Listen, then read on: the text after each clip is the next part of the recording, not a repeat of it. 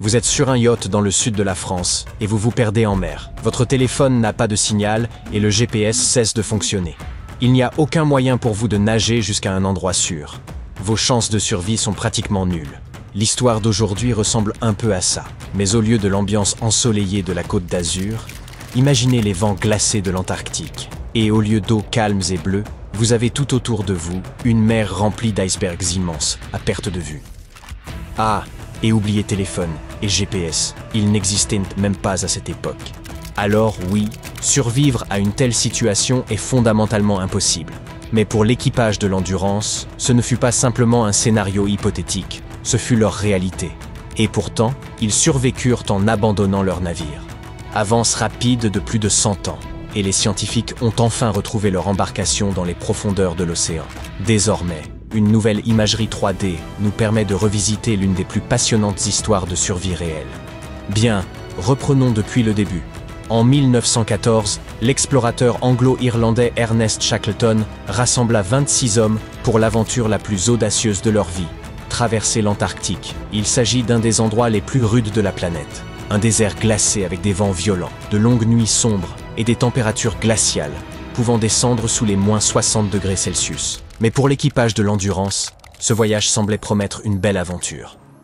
Ainsi, le 8 août 1914, ils prirent la mer pour leur périple inaugural. L'Endurance quitta Plymouth, en Angleterre, et en octobre de la même année, ils arrivèrent à l'île de Géorgie du Sud. De là, ils se dirigèrent vers leur objectif principal, la mer de Weddell, sur la côte antarctique. Cet endroit est connu pour la brutalité de ses vents, sa glace épaisse et ses eaux extrêmement froides. Non, pas vraiment l'endroit le plus accueillant qui soit. Seulement 2 jours après avoir quitté la Géorgie du Sud, l'Endurance se retrouva face à un amas de glace épaisse, et ils commencèrent à avancer très lentement. Les énormes plaques de glace se refermaient autour du navire comme un piège lent et silencieux. Au début, l'équipage attendit. Peut-être que la glace se briserait, peut-être que le navire pourrait passer, mais les jours s'écoulèrent, puis les semaines, puis les mois. Le navire était coincé, complètement encastré dans la mer gelée et incapable de bouger. En février, un petit couloir d'eau libre apparut soudainement non loin de la coque de l'Endurance. Il y avait de l'espoir, mais l'atteindre n'allait pas être facile. Le navire était encore tout entouré de blocs de glace qui lui fermaient complètement le passage. Certaines de ces plaques mesuraient près de 6 mètres d'épaisseur. L'équipage travailla dur toute la journée, creusant un canal étroit à travers la glace. Le jour suivant, ils essayèrent à nouveau. Ils utilisèrent même des cordes pour tirer les énormes blocs de glace qui pesaient environ 20 tonnes. Mais l'espace qu'ils réussirent à dégager était encore trop étroit pour permettre au navire de prendre suffisamment de vitesse. Et pour aggraver les choses, la glace commençait déjà à se reformer. À un moment, le capitaine décida qu'il devait s'arrêter. Plusieurs mois s'écoulèrent. Le navire était toujours complètement emprisonné. Ils apercevaient parfois quelques fissures dans la glace ici et là, mais rien qui puisse vraiment les aider. Et puis les choses s'aggravèrent. La pression de la glace ne se contentait plus de retenir le navire, elle l'écrasait. On pouvait entendre le grincement du bois et la coque craquer. Peu à peu, le navire commença à se désintégrer. Ensuite, en octobre, oui, 1 an plus tard, Shackleton dut prendre une décision, abandonner le navire. Il avait raison, car en novembre, l'Endurance céda à la pression. Les mâts avant s'effondrèrent, l'étrave était broyée. Quelques jours plus tard, la poupe fut soulevée hors de la glace, puis l'épave entière sombra dans l'océan. Et tout simplement, l'Endurance disparut, enfouie sous la glace. Bien, mais qu'arriva-t-il à l'équipage? Les hommes emportèrent tout ce qu'ils purent et installèrent leur campement directement sur la glace, échoués dans un monde où la blancheur régnait à perte de vue. Pas de radio, aucune aide en vue. Ils ignoraient combien de temps la glace tiendrait.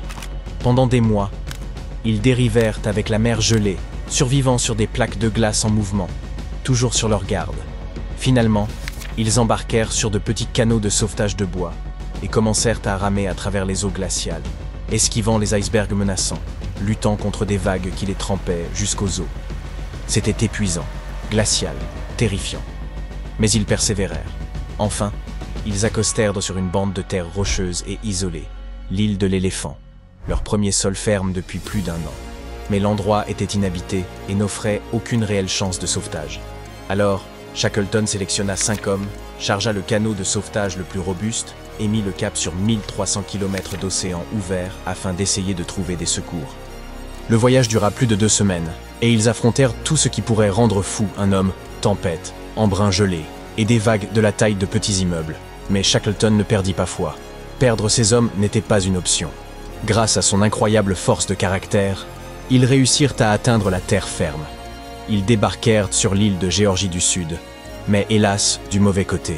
Ils durent donc encore marcher pendant 36 heures à travers l'île avant de finalement atteindre la station baleinière de l'autre côté. Par chance, ils y arrivèrent, sains et saufs. À leur place, vous auriez alors probablement pris une longue douche chaude avant de vous coucher en position fétale pendant quelques mois. Mais ce n'était pas une option pour Shackleton. Il ne se reposa pas. Au lieu de cela, il se mit immédiatement à travailler sur un plan pour secourir les 22 hommes restés bloqués sur l'île de l'Éléphant. Après plusieurs tentatives de sauvetage infructueuses, les autorités prêtèrent finalement à Shackleton un remorqueur. C'est un type de bateau qui sert à déplacer d'autres navires en les poussant ou en les tirant. Lorsqu'ils approchèrent de l'île de l'Éléphant le 30 août 1916, le capitaine aperçut quelque chose. Un signal de fumée provenant de la côte. Oui, contre toute attente, les hommes avaient survécu. Comme vous le savez déjà, le navire, lui, sombra. On ignora même sa position exacte jusqu'en 2022, lorsqu'il fut finalement localisé sur le fond marin, à une profondeur d'environ 3000 mètres dans la mer de Weddell. Il fit les gros titres dans le monde entier, et les images de l'Endurance montraient qu'il était merveilleusement préservé dans les eaux glacées. Ses bois semblaient flambant neufs, et sa structure de base était encore intacte. L'épave était recouverte d'éponges, d'anémones, de crinoïdes et d'étoiles de mer. C'était une vision incroyable. Mais comment resta-t-il en si bon état? Bien qu'il ressemblât à n'importe quel autre navire de cette taille, il n'en était rien. L'Endurance avait été construit pour résister à des conditions hivernales très difficiles. Chaque détail avait été prévu pour une durabilité maximale. Les joints et les raccords étaient renforcés par des contreventements pour plus de solidité. Il était fait de planches épaisses de chêne et de sapin norvégien et doublé de greenheart, un bois extrêmement résistant. La proue avait été conçue pour faire face directement à la glace. Chaque pièce de bois était tirée d'un seul et même chêne et façonnée pour épouser la courbe du navire. Voilà ce qui les avait aidés à survivre si longtemps dans la glace. À la fin de l'année 2024, des spécialistes ont réalisé le premier scan 3D du navire. Ils ont utilisé des robots sous-marins pour cartographier l'épave sous tous les angles, prenant des milliers de photos.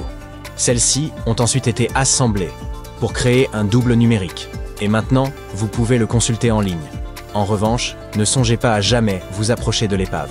Je veux dire, l'Antarctique reste l'un des endroits les plus reculés du monde. Et s'y rendre serait déjà un énorme défi. À mesure que le monde se réchauffe et que la glace du pôle Sud continue de fondre, les spécialistes estiment qu'il y aura davantage d'opportunités d'accéder à l'épave.